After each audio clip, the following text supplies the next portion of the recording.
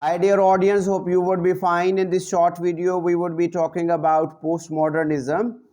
In our previous talks, as when we have been talking about structuralism, post-structuralism, and deconstruction, we usually used to say that structuralism extended into post-structuralism and post-structuralism extended into deconstruction.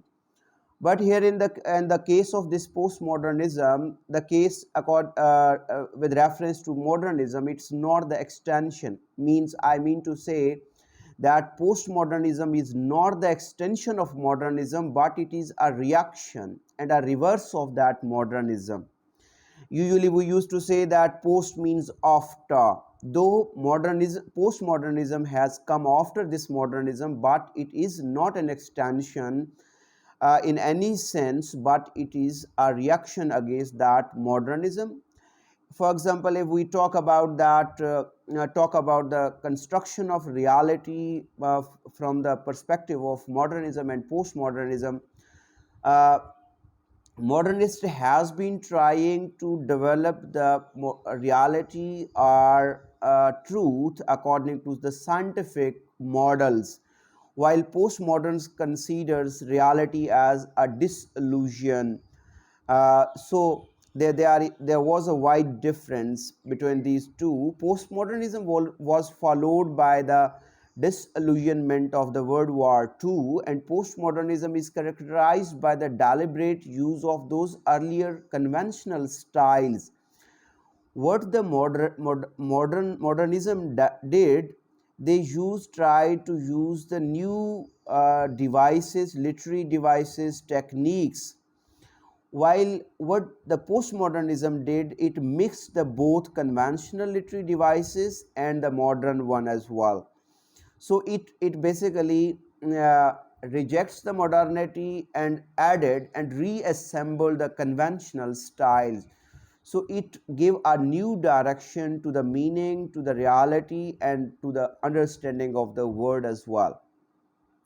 So when we look at the unique features of postmodernism, we see that it used the irony, parody as the major literary devices. Postmodernism usually works are often characterized by the irony and the satire.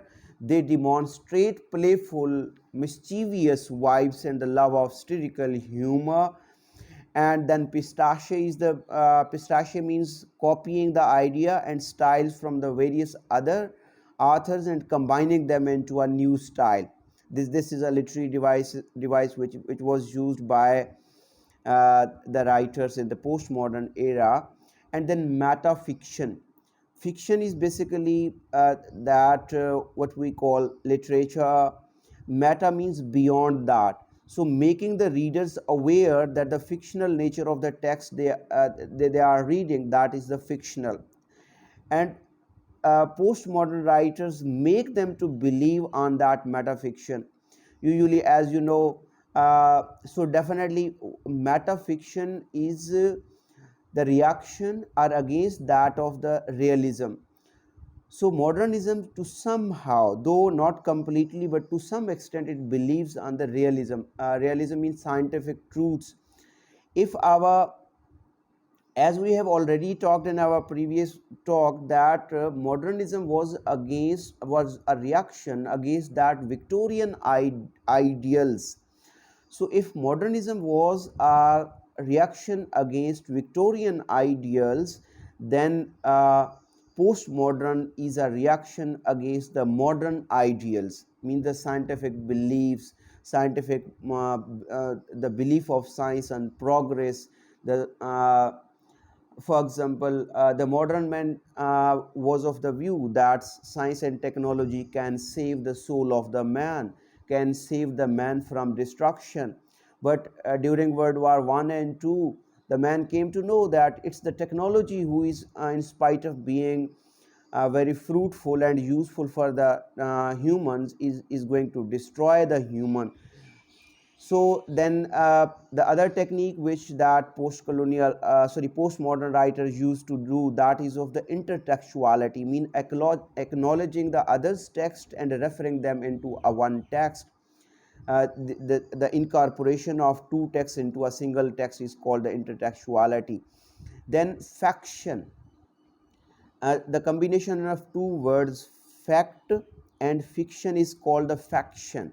Faction mean mixing of the actual events with the fictional events without mentioning that they are the real and what is the fictional. They do not separate it but make it as a meta fiction, sorry faction, the combination of two, one fiction and fact. So the other technique which the usually postmodern writers use to do that, that is of the paranoia, means the distrust on the system and even the distrust of the self as well. Means in the hero in that such sort of the novels does not believe on others and does not believe on the system and even does not believe on his own skills as well. So some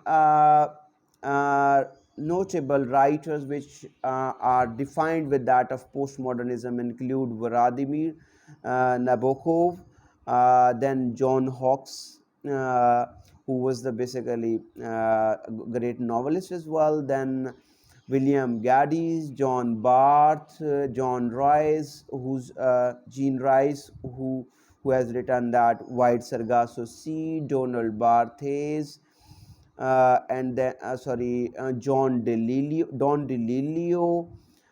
These might be the writers, as DeLillo's The Falling Man was majorly that written in that context of the 9/11 war.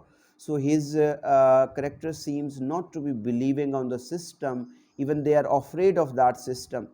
So when we talk about some major, uh, a brief summary of that postmodernism, and means that what is the major underlying current of the postmodernity difference between the postmodernism and the postmodernism.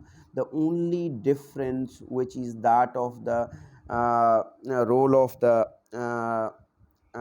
literary devices and the reality, means modernist considers the reality as achievable while postmodernist considers the reality as disillusion and destructive one. So modernists basically try to use the modern styles, modern literary devices, while postmodernists did what?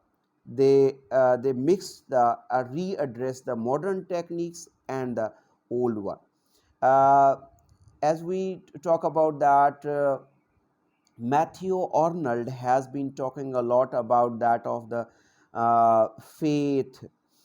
Matthew Arnold in his poetry seems against the reason, against the development of reason which was going to happen in that later Victorian period and the development of the science. Matthew Arnold as a poet seems to be a reactionary against such development, but uh, he mostly takes refuge in the religion and the faith.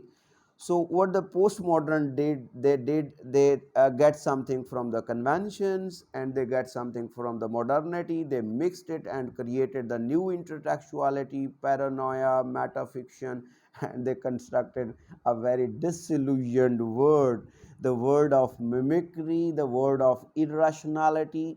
Yes, modernists have been talking about the rationalism, though it was not that rationale which was prevailing in that Victorian time, but they were talking about the scientific sort of the reality, and the postmoderns basically mimicries the reason.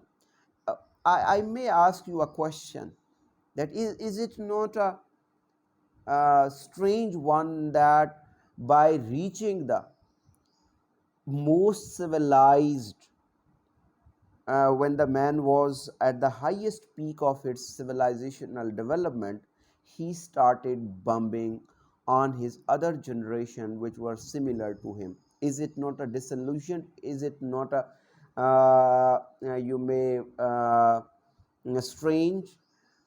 Is it not confusing? Is it not chaotic one? Postmodern, another consider which that challenged the Western philosophy as well. Modernism considers that Western ideology or Western philosophy is concerned on that of the it serves to the elite, political elite, cultural elite.